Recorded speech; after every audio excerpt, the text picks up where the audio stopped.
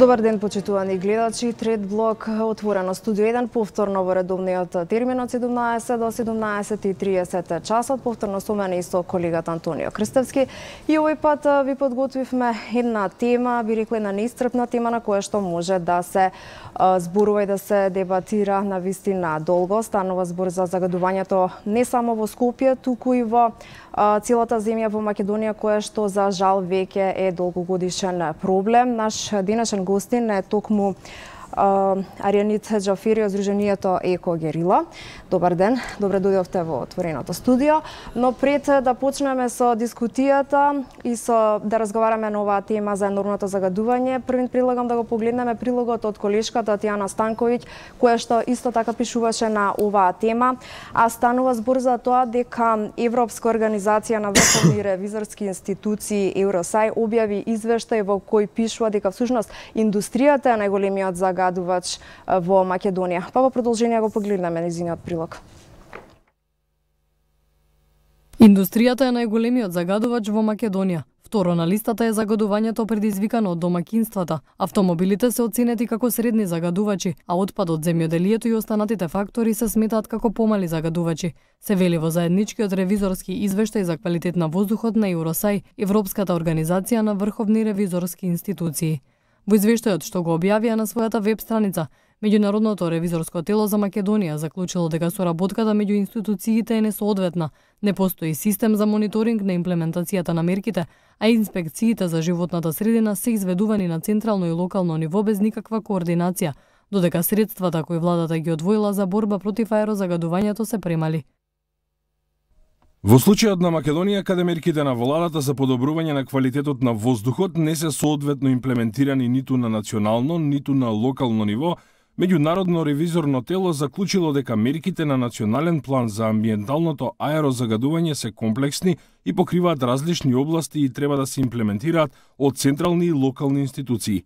Не постои систем за мониторирање на имплементацијата на мерките. Националниот план не содржи показатели за мерење на ефективноста на имплементирањето на мерките, што го отежнува постигнувањето на целите на владата за справување со загадувањето.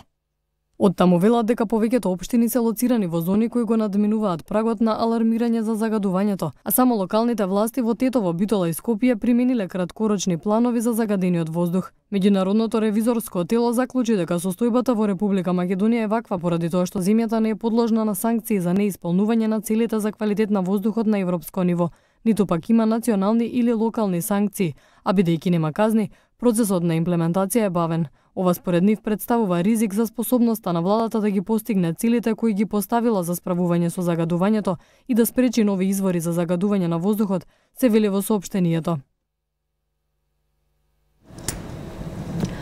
Да, вие го слушате и го погледнавте прилогот токму на оваа тема загадувањето во Македонија.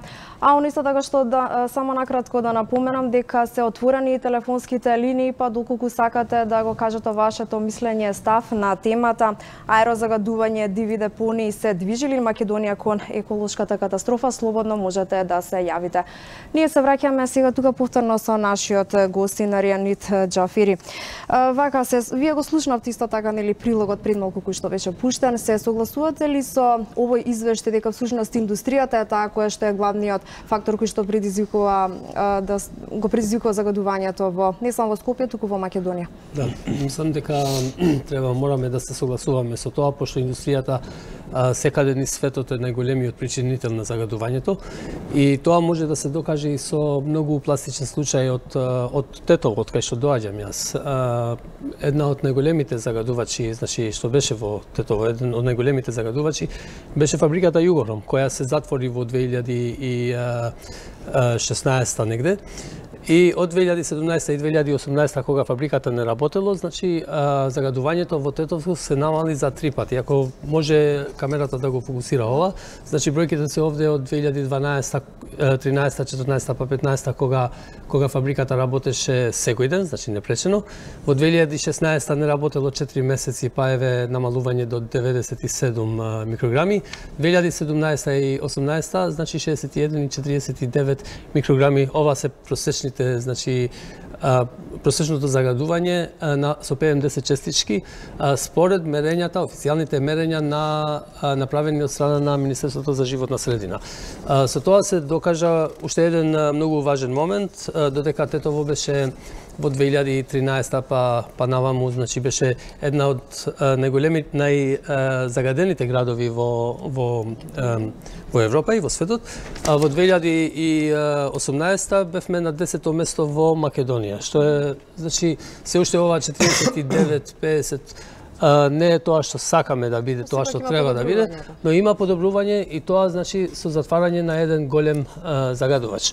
Мислам дека сегде низ светот индустријата се модернизира и државите, значи, финансираат големи пари за да дојде до модернизација на таквата индустрија и за да не ги изгубат работните места, пошто е важно и за економијата, но поважно е за здравјето на граѓаните на тие држави, значи за да дишат чист воздух, за државата да помогне со или било со субвенции, или да ги принуди загадувачите да си постават филтри во нивните оџаци. Дали може би ова важи и за малите и за средните предпријатија?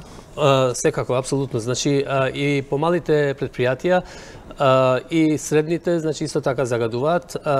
Ние, како организација, како Егогерила, поднесевме иницијатива во владата, во отворениот ден за иницијативи, значи каде се бара идеи за решавање на загадувањето. Тетовскиот или Полошкиот регион, поточно кажано, има некаде околу 30-31 предпријатие за производ на мебел, кои во зимско време се греат согоруваат нели иверици, медијапан или други, или сунџер или други материјали кои се лакирани, сигурно, да, материјали што им останале од нивното производство, и со тоа, значи, доаѓа до уште поголемо загадување, поради тоа што ваквите капацитети се големи фабрики со 50-100 вработени, кои нормално треба да се греат навечер, но имаат решение. Затоа нашиот предлог до владата беше дека ваквите предпријатија, иницијално да почнеме со Полошкиот регион, треба да си добиваат адекватни филтри кои постојат, и треба државата да им помогне, исто како со случајот со Југохром, што одлучи државата да им дели пари за да си добијат филтри. Може, значи, и за ваквите капацитети кои постојат не само од Полошкиот регион, него ги има сегде на Македонија. Таквиот предлог е прифатен, значи тоа веќе стана дел на програмата на владата за решавање на загадувањето или борбата против загадувањето.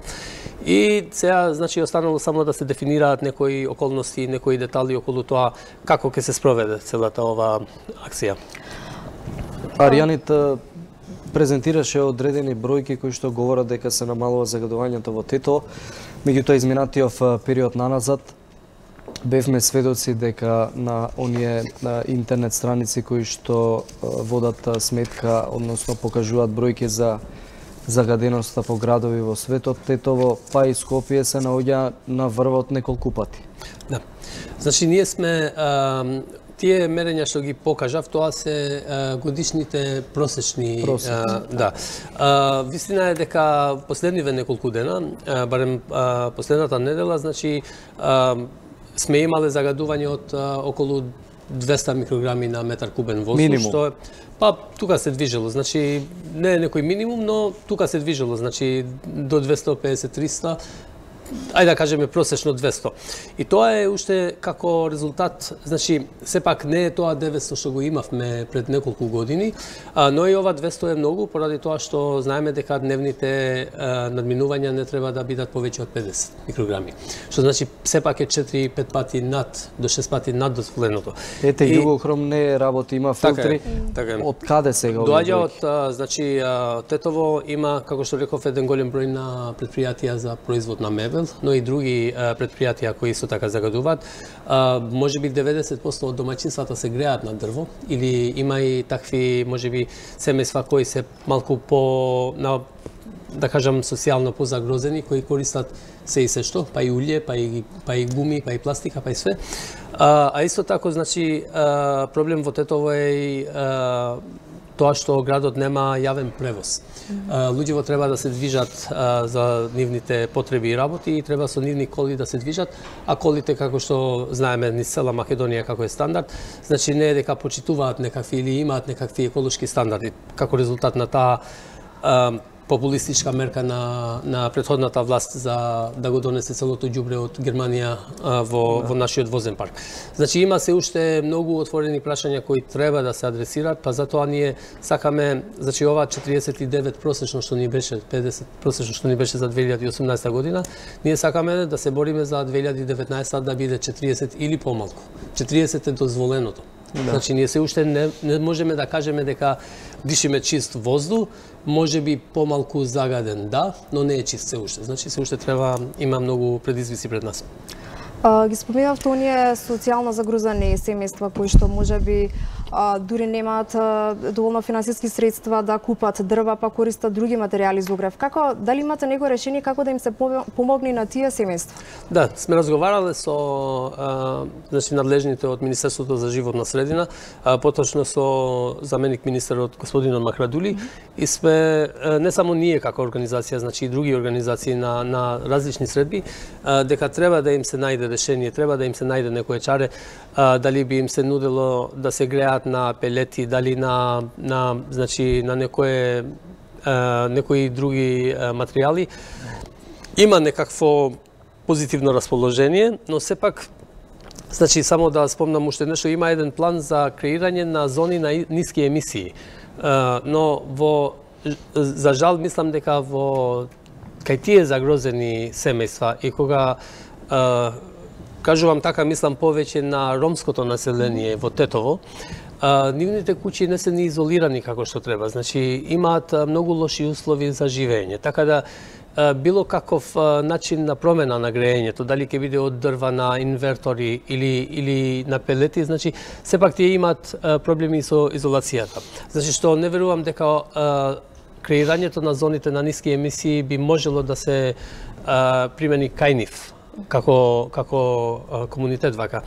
А од друга страна, значи има решенија, може да им се нудат наместо да согоруваат пластика и гуми и улје, може да им се нуди пелети или некои други кои сепак загадуваат, но не толку колку што загадуваат, значи гумите и пластиката. Ова барање сте го предложиле до надлежните властите? Сме го разговарале, значи од наша страна како Екогерила не беше, значи наше барање, наша иницијатива, но сепак има од други, значи граѓански организации што работат на темата животна средина во Македонија, кои значи ја понудиле како можност, како опција, и верувам дека владата треба сериозно да мисли околу тоа.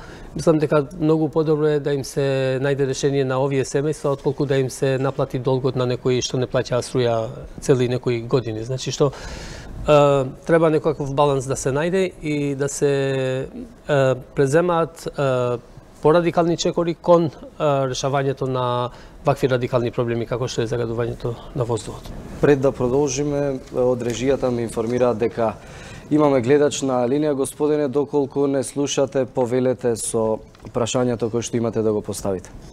Добар ден. Добар ден. Гледаш од Тетово. Повелете. Сакам да му поставам едно прашање на господинот од Екогерила.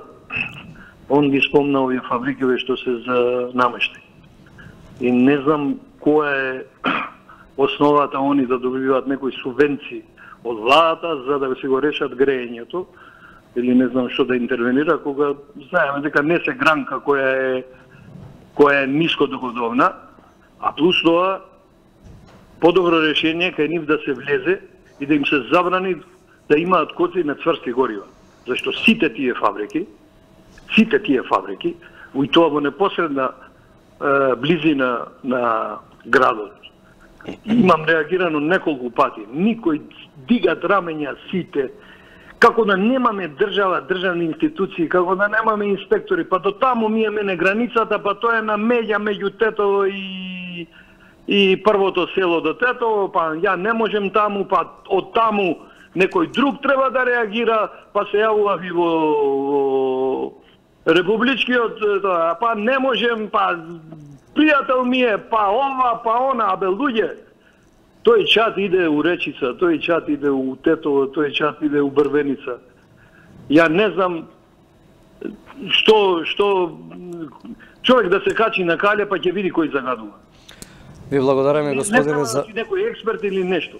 Во ред ви благодариме за јавувањето. Аријанит, гледаме дека тоа што се случуваше минатите години продолжува да се случува. Секој си ја префрла вината од еден на друг, а проблемот останува нерешен. Јас целосно се согласувам со гледачот од Тетово. Значи, инспекторатот во Тетово, било тоа државниот или локалниот општински инспекторат, тие значи се вака да се изразувам спија, значи не име гајле за тоа што се случува многу пати, често пати и ние како организација сме пријавиле загадувачи кај нив. Викаат дека ќе излезат на терен, некогаш пријавата ќе ја видат 2-3 дена, 5 дена после пријавувањето, значи каде што, например, кога има отворени пожари некаде, џабе кога ќе ми одговараш 3 дена после. Значи, не може да реагираат. Не може да реагираат, немаат или не сака да реагираат. Општината има 3 инспектори. Општинскиот инспекторат брои 3 инспектори. Мислам дека сега се зборуваше за зголемување на тој број, а од друга страна и тие тројца што се, значи некако не ги интересира, точно е што кажа господинот, го знае него, не може таму, не може ваму, некој му врши притисок, значи со ова цело време се оправдуваат и инспекторите. Сме зборувале со Министерството за животна средина, иако инспекторатот не е во надлежност нивна, но сакаме значи да се направи некоја измена на закон со што би можеле значи Министерството за животна средина да го контролира овој инспекторат и да биде во состојба и да ги разреши од работа ако мора. Поради тоа што овие каубои, вака да се изразувам, значи си шетаат таму низ град и никогаш не можеш да видиш да има резултати од нивната работа. Еве јас ќе ви кажам еден многу еклатантен, класичен пример. Јас живеам у блок 70 во Тетово и во близина на блок 70 се наоѓа и фабриката Тетекс. Наспроти фабриката Тетекс се наоѓа зграда која порано се викаше Тетовска алумина. Сега, таму пишува сега ТАЛ. Дали е истиот бизнис се уште на истиот објект не знаеме, но тоа што знаеме е дека од кровот на таа зграда често пати, и кога викам често пати, викам мислам 5-6 пати на ден, излегува црн чад. Фабриката нема оџак. Значи, тој објект нема оџак. И сега, кога сме го пријавиле ова кај локалниот општинскиот инспекторат, викаат сме ги прегледале документите, немаат во процес на производство согорување на било што.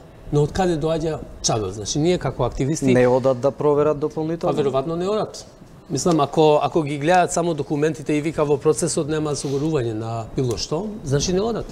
Сепак самиот чад е штетен сам по себе. Па самиот чад треба да излезе од негде, значи не излегува од никаде. Значи нешто се согорува што излегува тој чад. Ние имаме објавени снимки, слики и сите сме ги споделиле со инспекторатот. Значи сепак од нивна страна викаат нема во процесот на производство нема согорување. Значи тој одговор не е доволен, значи тие како инспекторат треба да можат да влезат и да проверат што се случува на тој објект. Значи, не само тој. Општината нема слух. Нема слух, нема ништо, значи тројца инспектори, како што ви реков, дали се доволни, далеку од доволни се, значи ништо не можат тројца да направат, па и тие тројца не се, значи и кога ги пријавуваме, пошто мислиме дека ништо не работат, поради тоа што истите загадувачи го повторуваат загадувањето. Значи, логично не ги санкционира. Логично ќе било, значи ако овој објект ТЕАЛ, бизнисот што се наоѓа на тој објект, ако тој бизнис добил некоја казна за загадувањето, зашто би го повторил тоа пак 5-6 пати на ден? Значи, тоа е логиката дека ништо не се прави значи околу тоа. Јас би сакала исто така да прашам и во однос на тоа, дали може би имате информација дека се увезува медицински отпад од Европска унија и се гори кај нас во Македонија? Па вака, значи пред да доаѓам јас тука ја гледав емисијата 360 од Васко Попетревски што се емитува на Алсат од 16 јануари 2018 година и од тогаш значи се зборуваше за медицинскиот отпад што влегува во Македонија, имаше и по некои други медиуми истражувања дека некој отпад стигнал од Италија преку Албанија па во Македонија и не знаеме каде завршил тој отпад. Во времето кога Југором работеше и ние имавме, значи добивме некои информации кои беа шпекулации, така би ги нарекувал, пошто не можевме да ги потврдиме, дека таквиот отпад се согорува и во Југором. Значи, тоа никогаш не сме го спомнале и еве сега со голема резерва го спомнувам, пошто не знаеме дали е тоа точно, но такви зборови се движеа низ различни кругови. Тоа што знаеме, значи, од некои извори, неофицијални вака, е дека таков отпад влегол преку Солун, од Солун, значи, преку некој граничен премин во Дојран, па стигнал до Дрисла или каде и да завршило за складирање. Затоа во протестот што беше пред неколку дена на 1 февруари пред Дрисла, ние баравме да се забрани увозот на отпад на Македонија. Поради една голема причина. Македонија не е во состојба да се справува со сопствената количина на отпад. Значи, целиот тој отпад што ние го произведуваме, условно кажано, во Македонија, не сме во состојба да се справиме со тоа, камоли, значи, да донесеме туѓ отпад, да увезуваме од Европа. И затоа мислам дека во овој случај треба јавното обвинителство да има полни раце работа и да ја испита оваа активност, поради тоа што има сомненија. Сомненијата не веруваме дека одеднаш излегле од никаде. Значи, некој знае нешто околу тоа. И целата процедура која беше објавена и на некои медиуми за тендерот околу Дрисла со компанијата ФЦ Амбиенте и германската Шольц АГ, што беа, значи, во некаков конфликт според медиумите, значи, што ги објавија, кажува дека тука има основа на криминал. Значи, има мафијашко работење. И затоа се чудиме зошто до ден денеска јавното обвинителство, значи, нема испитано ништо околу ова. Уште нешто, ако ми дозволувате. Само на кратко, затоа што имаме уште еден гледач. Да, довршете може, да. Значи, и во 2012 Дрисла во едно промо видео, тогаш рекоа дека ќе купувале нов инсинератор. Значи, за тоа што дека, значи, медицинскиот отпад од Македонија или увезен, ако такво нешто постои, ќе се огори на нов модерен инсинератор, пошто актуелниот беше подарок од голема Британија, од Велика Британија, во време на косовската криза. До ден денеска не знаеме дека таков нов инсинератор бил купен. И затоа се чудиме, значи, зошто пак обвинителството ништо не прави околу ова. Во ред, доколку го имаме гледачот, повелете, господине, господја, поставете го прашањето, доколку може гледачот секако ќе го, тоест гостинот секако ќе го одговори. Да, може. Прашањето е што мисли момчево од Тетово за гасоводот за Тетово и дали би го поддржал проектот, бидејќи се работи.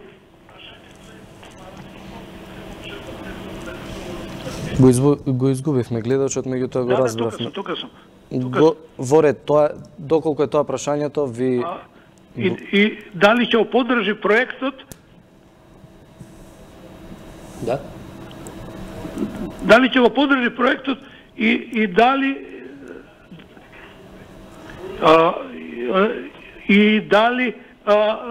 за тие 400 кубика дрва што треба да се исечат наводно би дале поддршка на проектов, бидејќи во Тетово над 20.000 секоја година се сечат кубика дрва, се сече шума.